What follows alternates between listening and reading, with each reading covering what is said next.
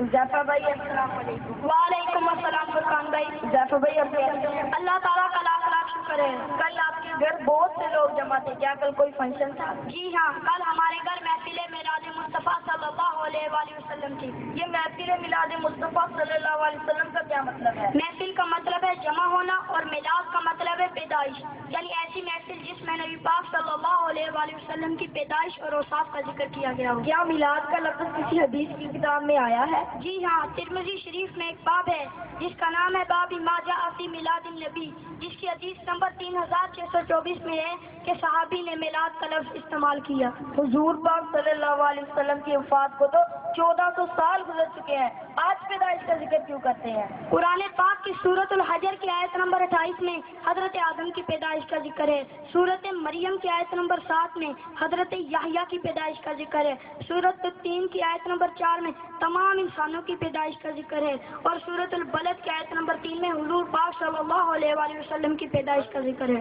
پیدائش کا ذکر کرنے سے کیا ملتا ہے؟ ان ہستیوں کا جب ذکر قرآن پاک میں ہوتا ہے تو ہر حروف کے بدلے 10 نیکیاں ملتی ہیں۔ کیا حضور پاک صلی اللہ علیہ وسلم نے خود بھی اپنی پیدائش کا ذکر فرمایا؟ جی ہاں، مسلم شریف جلد نمبر 1 صفحہ نمبر 368 پر ہے کہ حضور پاک صلی اللہ علیہ وآلہ وسلم ہر پیر کو روزہ رکھتے تھے۔ صحابہ نے وجہ پوچھی تو آپ نے فرمایا کہ اس دن میری پیدائش ہوئی تھی۔ تم تو حضور پاک صلی اللہ علیہ وسلم کی پیدائش کا ذکر بڑے اجتماع میں کرتے ہو، کیا حضور پاک صلی اللہ علیہ وسلم نے خود بھی اپنی پیدائش کا ذکر بڑے اجتماع میں کیا؟ جی ہاں، ترمذی شریف کی حدیث نمبر 3532 میں ہے کہ حضور پاک صلی اللہ علیہ وآلہ وسلم نے منبر پر تشریف فرما ہو کر اپنی پیدائش کا ذکر فرمایا۔ کیا آپ صلی اللہ علیہ وسلم نے صحابہ کرام کی مجلس میں اپنی پیدائش کا ذکر سنا؟ جی ہاں، بخاری شریف کی حدیث نمبر 3910 میں ہے کہ حضور پاک صلی اللہ علیہ وآلہ وسلم اور صحابہ کے درمیان حضرت حسان نے نعت پڑھی جس میں آپ صلی اللہ علیہ وآلہ وسلم کی پیدائش کا ذکر تھا۔ آپ 12 ربیع الاول کو میلاد کی خوشی مناتے ہو،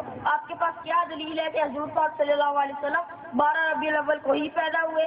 حضرت جابر اور حضرت عبداللہ ابن عباس نے بھی یہی فرمایا ہے۔ البدایہ والنہایہ ابن المواہب اور امام قسطلانی جلد نمبر 1 صفحہ نمبر 198 پر بھی یہی لکھا ہے۔ تم اس دن خوشی کرتے ہو، وفات کا دن بھی تو ہے۔ قرآن پاک کی سورۃ مریم کی آیت نمبر 15 میں ہے کہ پیغمبر کے وصال کا دن بھی یوم سلامتی ہے اور پیغمبر کے پیدائش کا دن بھی یوم سلامتی ہے۔ ادھر آپ کو ایک مثال دیتا ہوں کہ حضرت آدم جو جمعہ کے دن ہی پیدا ہوئے اور جمعہ کے دن ہی آپ کو وفات ہوئی، جبکہ اللہ تعالیٰ نے تو جمعہ کے دن کو عید کا دن قرار دیا گیا ہے۔ ابو داؤد حدیث نمبر 1060۔ اشرف علی تھانوی نے اپنی کتاب نشر الطیب میں لکھا ہے کہ 12 ربیع الاول کو وفات نہیں بنتی۔ وفات کا غم نہیں تو صحابہ کرام کیوں غمزدہ تھے؟ شریعت محمدی نے انسانیت کو 3 دن غم منانے کی اجازت دی ہے۔ بیوہ عورت 4 ماہ 10 دن تک غم منا سکتی ہے، اور 1400 سال کے بعد غم کی بات کرنا شریعت کے خلاف ورزی ہے۔ ادھر آپ کو ایک مثال دیتا ہوں کہ ایک ماں اپنے بچے کو ایئرپورٹ پر چھوڑ کر آتی ہے اور روتی ہے، لیکن وہی بچہ جب وہاں پہنچ کر خیریت کا فون کرتا ہے تو ماں خوش ہوتی ہے کیونکہ اس کا بیٹا زندہ بھی ہے اور اس سے تعلق بھی قائم ہے۔ حضور پاک صلی اللہ علیہ وسلم تو مدینہ میں زندہ ہے اور تم پاکستان میں خوشی کرتے ہو۔ اگر آپ کے بھائی یا والد سعودی عرب میں ہو تو آپ کو ان کی زندگی کے بارے میں سن کر خوشی ہوگی یا غمی؟ مجھے یقیناً خوشی ہوگی۔ اگر آپ کے بھائی یا والد سعودی عرب میں رہتے ہیں تو آپ کو ان کی زندگی کے بارے میں سن کر خوشی ہوگی، تو ہم غم کس بات کا کریں؟ ہمیں تو بتایا گیا کہ محفل میں جو کچھ ہوتا ہے سب بدعت ہے۔ محفل میں قرآن پاک کی تلاوت، سرکار علیہ الصلوۃ والسلام کے اوصاف اور نعتیں پڑھی جاتی ہیں، یہ سب بدعت نہیں بلکہ سنت مصطفیٰ بھی اور سنت صحابہ بھی۔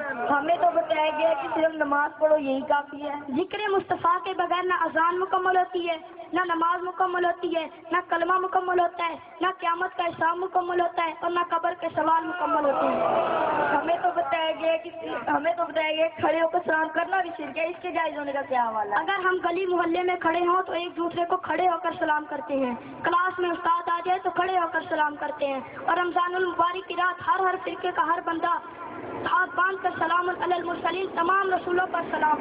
جو سلام نماز کمزور نہیں کر سکتا وہ سلام عقیدہ کیسے کمزور کر سکتا؟ کیا صحابہ کرام نے کبھی نعتیں پڑھی؟ جی ہاں، شیخ الاسلام پروفیسر ڈاکٹر محمد طاہر القادری نے اپنی کتاب میلاد النبی میں 34 نعتیں صحابہ کے نام لکھے۔ مجھے ان میں سے کچھ کے نام بتا دو۔ حضرت حسان بن ثابت، حضرت عائشہ صدیقہ، حضرت قابل زہیر، حضرت عباس اور حضرت نابغہ جادی۔ محفل میں لائٹنگ کرنا فضول خرچی ہے۔ پہلے یہ بتاؤ، یہ فتوے تمہارے شادیوں کے موقع پر کہاں چک جاتے ہیں، الیکشن کے دنوں پر کہاں پہ چک جاتے ہیں؟ اپنی باری پہ سب جائز اور غصہ صرف محفل میلاد پر، جبکہ اللہ تعالیٰ تو فرماتا ہے کہ میں وہ ہم نے تمہارے ہی لیے زمین کا قالین، آسمان کا سائبہ، आसमान का साहिबान, सूरज का गलोब और सितारों को कंक में सजा दिए। ये सब बिद्दत है तो कटवा दो ये बिजली, क्योंकि ये भी हुजूर के दौरे मुबारक में नहीं थी। ये पैसा किसी गरीब को दे दो। अल्लाह का शुक्र है, हम अल्लाह और उसके रसूल की राह में भी देते हैं और उनके नाम पर भी देते हैं। ये बात तुम सऊदी अरब वालों को बताओ जो हर साल काबा के गिलाफ पर 150 किलो सोना लगाते हैं। तुम इसलिए नहीं बोलते कि तुम्हारे रियाल बंद हो जाते हैं, और अमीरों की शादी पर इसलिए नहीं कि सिर्फ चंदा लेने की गर्ज होती है, और गुस्सा सिर्फ महफिल मिलाद पर। इस्लाम में तो 2 ईदें हैं, ये ईद मिलादुन नबी कहाँ से ईद बनती है? अगर आपने हदीस का मुतालिया किया हो तब आपको इल्म हो। क्या आपको यकीन है कि हुजूर पाक सल्लल्लाहु अलैहि वसल्लम को महफिल का इल्म होता है और क्या वो राजी होते हैं? जी हाँ, हुजूर पाक सल्लल्लाहु अलैहि वसल्लम ने फरमाया कि मैं अपनी उम्मत को ऐसे देखता हूँ जैसे अपनी हथेली को। अगर आज के ईसाई मुसलमान हो जाएं तो आपको ये भी पता होगा कि मेरा एक उम्मती बढ़ गया है। इधर आपको एक वाक़या की दलील देता हूँ कि शाह वलीउल्लाह मुहद्दिस दहलवी, उनको तमाम उलमा अपना इमाम मानते हैं। वो अपनी किताब दुर्र समी में लिखते हैं कि मेरे वालिद शाह अब्दुल रहीम हर साल मिलाद मनाया करते थे, लेकिन एक साल माली हालात कमजोर होने की वजह से चंद चने लिए और उन पर ही मिलाद बयान फरमाया। रात पाक सल्लल्लाहु अलैहि वसल्लम की ज़ियारत हुई तो आपने फरमाया कि दिल्ली में मेरे गुलाम ने मेरा मिलाद मनाया है।